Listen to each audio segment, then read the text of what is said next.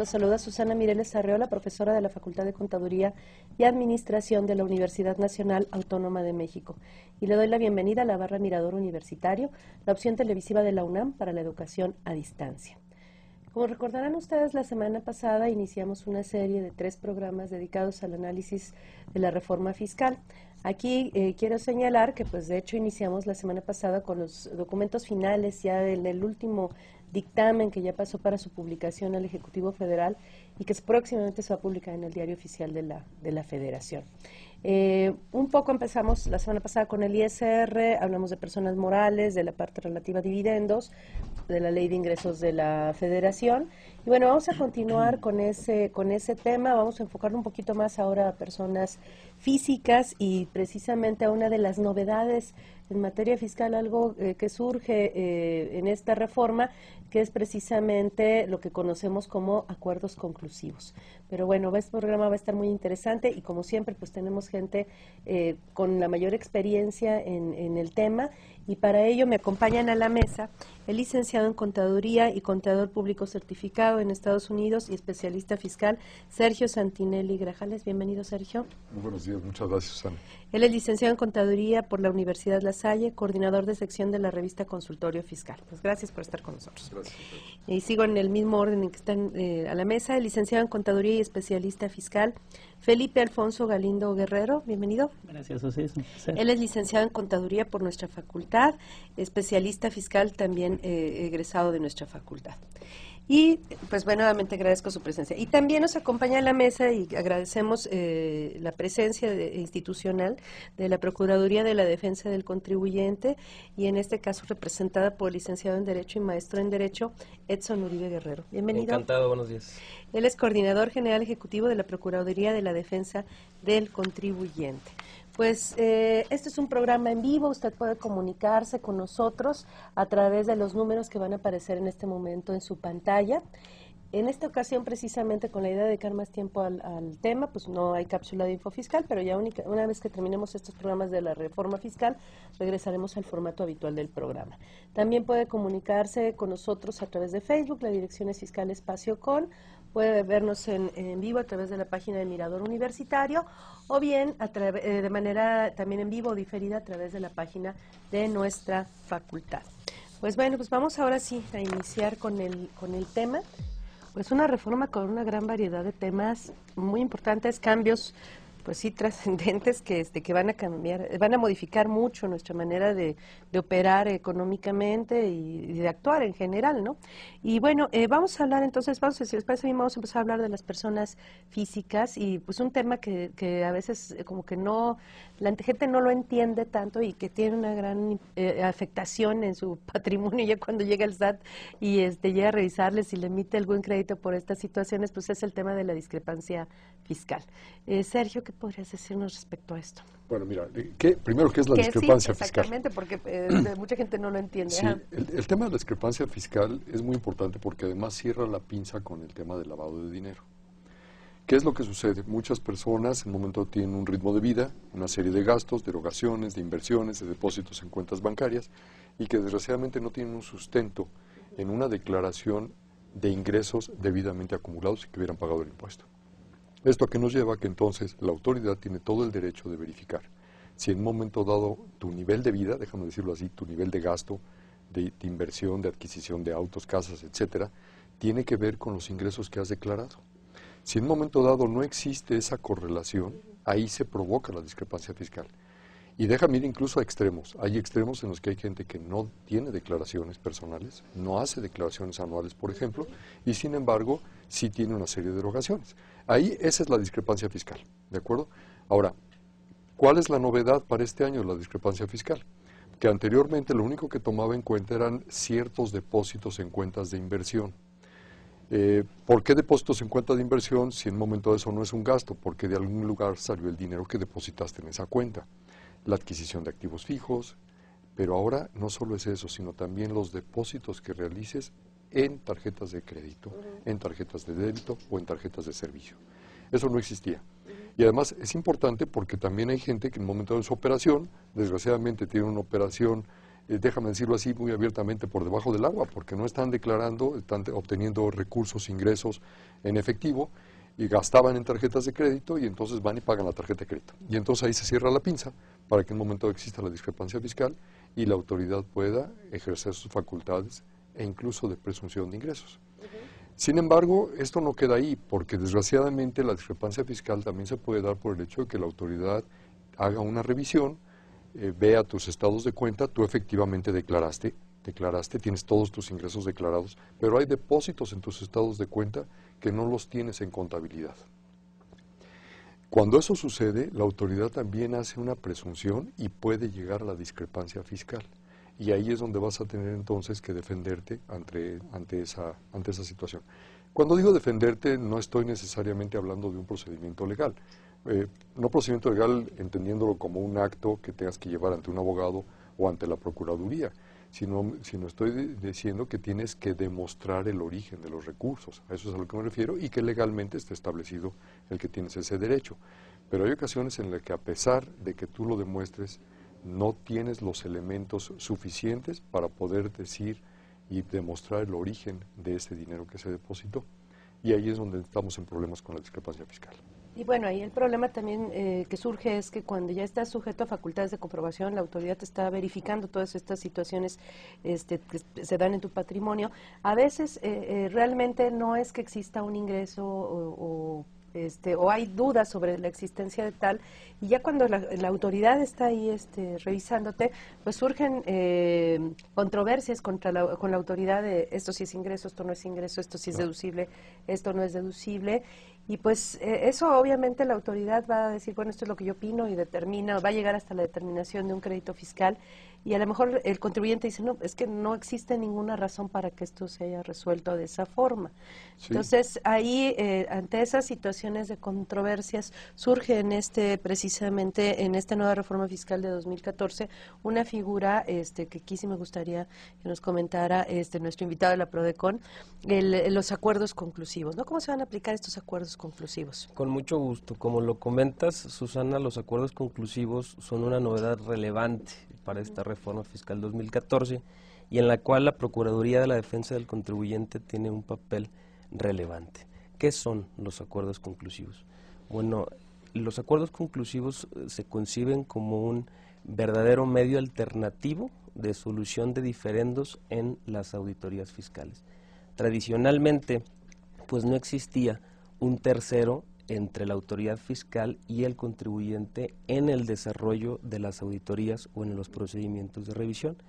Esta relación, que históricamente ha sido de supra-subordinación entre el fisco y el contribuyente, pues siempre se daba en un aspecto muy hermético, en un escenario en el que el contribuyente a final de cuentas estaba sometido a los criterios de la autoridad, fueran estos apegados a la legalidad o no. Entonces la Procuraduría, en estos ya un poco más de 2 años de operación, vertiginosa operación diría yo, pues nos dimos a la tarea e identificamos al momento de iniciar el procedimiento de queja, que es una facultad sustantiva muy representativa de la Procuraduría al actuar como ombudsman, que sí había mucha comunicación y que se rompió el paradigma de la comunicación entre el contribuyente y el fisco. Pero dentro del desarrollo de las auditorías, todavía las autoridades fiscales eran muy reticentes para aceptar alguna observación, inclusive por parte del contribuyente o bien por conducto de la intervención de la Procuraduría. Entonces nos dimos a la tarea de ponernos a investigar y proponer, a fin de estar en la gran mesa de trabajo de reforma fiscal, y proponer una fórmula que nos hiciera partícipes en ese terreno en el que la autoridad todavía se mostraba hasta cierto punto reticente y nos decía, a ver, primero déjame terminar mi auditoría, determinar, calificar los hechos y posteriormente vamos a ver si hay una violación de derechos o no. Entonces ahí es donde interviene la Procuraduría y surge la figura de los acuerdos conclusivos. Aquí analizamos el punto si la Procuraduría únicamente tenía que ser un testigo, digamos, inactivo, pasivo en estos diferendos que se suscitan en las auditorías, o bien pudiéramos llegar hasta ser árbitros. Ninguna de estas dos prosperó. Donde quedó fue exactamente en el punto medio. Inclusive en la propia exposición de motivos el presidente de la República menciona que la Procuraduría y después en dictámenes en comisiones, tanto de diputados como de senadores, se reconoce a la Procuraduría como el intermediario oficial entre el contribuyente y el fisco, a fin de que cualquier diferendo que exista en la auditoría, por ejemplo, lo comentamos, que si un ingreso es o no acumulable, si me rechazan alguna deducción o cualquier otro hecho calificado por la autoridad, bueno, con la intermediación activa de la Procuraduría, llegar a un consenso. ¿Y con qué beneficio? Bueno, por un lado, el contribuyente puede tener la opción de autocorregirse, de regularizarse, y de la autoridad fiscal, con siempre la tutela de la Procuraduría, pues que se pueda darle todas las facilidades para que pueda terminar y concluir la auditoría favorablemente en un acuerdo, o bien poner en la mesa el diferendo y ante la suscripción de un acuerdo conclusivo terminar anticipadamente las auditorías. Actualmente, como ustedes lo saben, no existe una posibilidad para el contribuyente de dar por terminado anticipadamente las auditorías, sino tiene que esperarse 12 meses que duran las facultades de comprobación, más 6 meses más, que es el término que tiene la autoridad para liquidar, en su caso, el crédito fiscal. Entonces, pues ahí, este es el principal beneficio, que puede ser una solución simple, flexible, anticipada, rápida, no costosa para el contribuyente de dar por terminar la auditoría, y sobre todo que llegando a un acuerdo se va a resolver el tema en cuanto al fondo, y esos mismos hechos van a ser incontrovertibles, de tal manera que pues ya estamos cambiando un paradigma con este medio alternativo de solución de diferendos, de que no todos los malentendidos, digamos, en la auditoría tengan que judicializarse y seguir llenando de trabajo a nuestros tribunales, y se entiende por la excesiva carga de trabajo, pues sí, los tiempos de dictado de las sentencias y de todo el procedimiento, pues a final de cuentas no son ni prontos ni expeditos. Entonces, bueno, se abre esta posibilidad. Hay un también beneficio en relación a la condonación. En la primera suscripción del acuerdo conclusivo, el contribuyente puede tener derecho a la condonación al 100% de las multas, lo que significa también un beneficio económico, que si bien no estamos viendo la fortaleza absoluta de la figura en la condonación de las multas, pues sí es un beneficio económico el contribuyente que puede considerar, y sobre todo, y con esto concluyo en esta primera intervención, ya no existe la necesidad de judicializar todas las controversias. Ya con este medio, es un medio flexible, abierto, fresco, de interacción de la autoridad, ya se van a poder sentar en una mesa, como actualmente lo hacemos en la queja, a firmar un acuerdo, a llegar a un consenso, la autoridad, el contribuyente y la Procuraduría, siendo un intermediario activo, y por ende, pues anticipando la solución de la controversia, pues no gasta el contribuyente, el fisco tampoco gasta, y no judicializamos en exceso este tipo de diferencias. En cualquier momento, desde que inicia el ejercicio de las facultades de comprobación por parte de la autoridad y hasta antes de la determinación del crédito fiscal. Qué bueno que me preguntas eso, Susana. Según la reforma al Código Fiscal de la Federación, establece que el contribuyente puede tener acceso a esta figura al momento en que le califiquen cualquier hecho en la visita. Esto significa que si en el acta de inicio ya te califican un hecho que a ti no te parezca o que puede tener repercusiones fiscales, desde ese momento tú vas a solicitar el escrito, en un escrito sin mayor formalidad, ante la Procuraduría de la Defensa del Contribuyente, suspendes los plazos de la facultad de comprobación, y es desde que te califican el primer hecho hasta antes que te notifiquen el crédito fiscal. Entonces, eso nos va a dar a que ya en el 1 de enero de 2014, si ahorita un contribuyente, por ejemplo, ya está esperando, o en el mes quinto de los 6 meses que tiene la autoridad para liquidarle el crédito fiscal, puede válidamente acudir a la Procuraduría y manifestar su desacuerdo con la calificación del hecho, o bien manifestar su posibilidad de corregirse y autorregularizarse. Entonces, la puerta está muy amplia porque, insisto, es desde que te califican el primer hecho en algún acta hasta antes de que te notifican el crédito fiscal. Esto, pues bueno, va a iniciar a partir del 1 de enero de 2014, Correcto. teóricamente, ¿no? Entonces, ahorita pues tendrían que esperar por lo menos hasta el 1 de enero, no podrían Correcto. acudir en este momento. Ahora, las oficinas que tiene la Prodecon, ¿cuántas oficinas tiene? Porque nosotros estamos en el Distrito Federal y tenemos acceso a todo este tipo de beneficios, pero en un momento determinado, pues la gente que está en otras entidades federativas a veces siente como que está muy alejada de estas opciones, ¿no? ¿Cuántas oficinas tiene la Procuraduría para atender Vamos esto? a cerrar el año con 26 oficinas funcionando, únicamente a 2 años prácticamente de la operación. En el primer trimestre de 2014 esperemos ya contar con la totalidad de las representaciones estatales.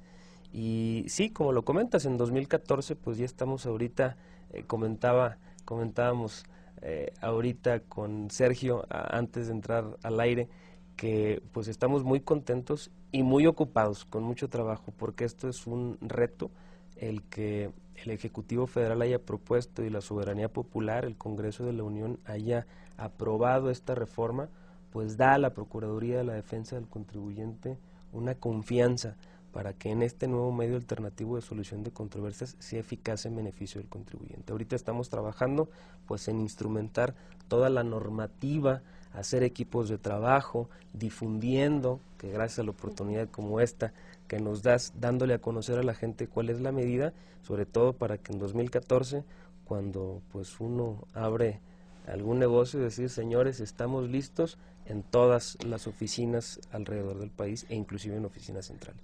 Pero de cualquier forma, digamos, aunque no estén todas las entidades federativas cubiertas por las distintas oficinas de la Procuraduría de la Defensa del Contribuyente, eso no afecta el hecho de que, aunque yo esté en una entidad federativa que no tenga una oficina de la Prodecon, yo pueda, de todas maneras, ejercer este derecho. Por supuesto que no. La Procuraduría estará atenta a cualquier intención de los particulares de acogerse a este nuevo medio alternativo de solución de diferendos, y si por algo el contribuyente no tiene la posibilidad de acceder personalmente, lo puede enviar por correo convencional o bien poniéndose en contacto con nosotros. Hemos llegado incluso al caso de que nuestros delegados y nuestros equipos de trabajo delegacionales se trasladan incluso a los domicilios fiscales de los contribuyentes para ofrecerle nuestros servicios. Es decir, la Procuraduría es una institución ciudadana, abierta, flexible, que hemos hecho esfuerzos muy importantes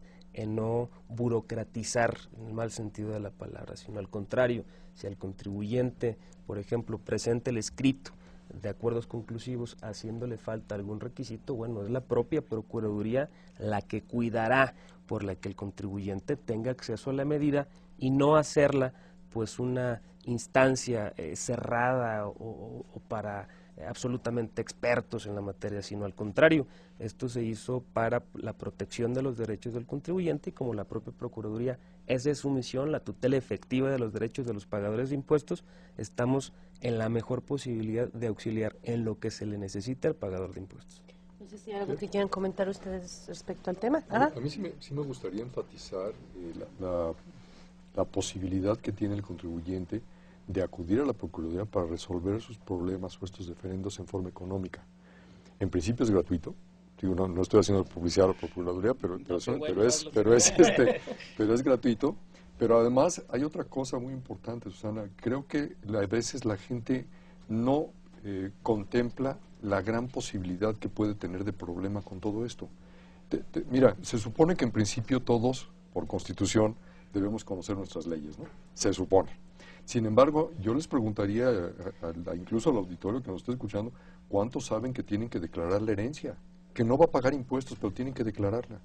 Entonces, viene una herencia, la depositaron en una cuenta, viene la discrepancia fiscal y tienen un gravamen porque les van a fincar un crédito fiscal por no haberlo declarado. La venta de una casa habitación estaba exenta, bueno, ahorita todavía más, el año que entra menos, ya lo platicaremos después. Los préstamos, hay un préstamo, incluso entre esposos, el que le traspasen de una cuenta al otro el gasto familiar puede ser un problema de discrepancia fiscal y la gente no lo ve. Entonces aquí hay una alternativa muy importante que creo que vale la pena que la gente sepa que además es gratuita. Sí, porque la discrepancia fiscal adicionalmente, cuando se te califica como tal, pues te darías en un delito de defraudación fiscal en automático. Entonces, bueno, pues aquí con la Procuraduría es importante, muy importante su ayuda, y también comentar que si esto empieza en 2014, pero que si tenemos una revisión del 2013 y todavía no termina y empieza 2014, también la propia Procuraduría nos podría ayudar, ¿no? Exactamente, a partir del 2 de enero de 2014, cualquier diferendo que se tenga al interior de los procedimientos de fiscalización, ya sea que esté en curso la propia auditoría o hasta antes que se notifique en el crédito, estamos listos para atender al contribuyente. Pues qué bueno que lo aclara, porque precisamente no queremos que se limite a las cuestiones de discrepancia fiscal o que haya un malentendido de que está limitado a las cuestiones de discrepancia fiscal, sino que está abierto a cualquier ejercicio de las facultades de comprobación, sean personas físicas, sean personas morales en general, ¿no? Exacto, el código inclusive lo menciona que las facultades de comprobación sobre las cuales van a versar los acuerdos conclusivos son 3. Uno es la visita domiciliaria, la revisión de gabinete y la novedad del 42 fracción novena, que es la revisión electrónica. Bajo esos 3 esquemas de procedimiento de fiscalización se tiene la posibilidad de acudir al acuerdo conclusivo. Suponiendo que ya existe el acuerdo conclusivo, ¿se puede echar para atrás la autoridad o se puede echar para atrás el contribuyente? En ese sentido, ¿qué sucede? Qué buena pregunta, Susana, te agradezco mucho que la hagas. Establece cuando se idea la posibilidad de que Fisco y el contribuyente lleguen a un acuerdo, lo que se buscó es darle certeza tanto al contribuyente como al propio Fisco. Y es por ende que los hechos que se están sometiendo al acuerdo conclusivo, si éste se suscribe, van a ser absolutamente inimpugnables. Es decir, sobre lo que nosotros acordamos, estoy hablando Fisco, contribuyente, con la intermediación activa de la Procuraduría, esos hechos ya no van a poder ser materia de controversia judicial y se va a entender un tema resuelto en cuanto al fondo. Esto tiene una salvedad, salvo que los hechos reconocidos o declarados hayan sido falsos. Pero bueno, en términos generales es que lo que ya está acordado, la materia de este acuerdo, te va a dar la certeza de que ya una vez habiendo llegado a un punto, no va a poder ser desconocido, e inclusive establece también el propio código que los términos del acuerdo conclusivo a los que lleguen las partes van a formar parte y deben formar parte de la resolución definitiva que en su caso emita la propia autoridad al momento de determinar la situación fiscal del contribuyente. Tiene que relacionarse esto entre todos los documentos Exactamente. relacionados a este ejercicio de facultades de comprobación. Correcto. Perfecto. Entonces es vinculante para la autoridad, sí la obliga en este caso. Exactamente.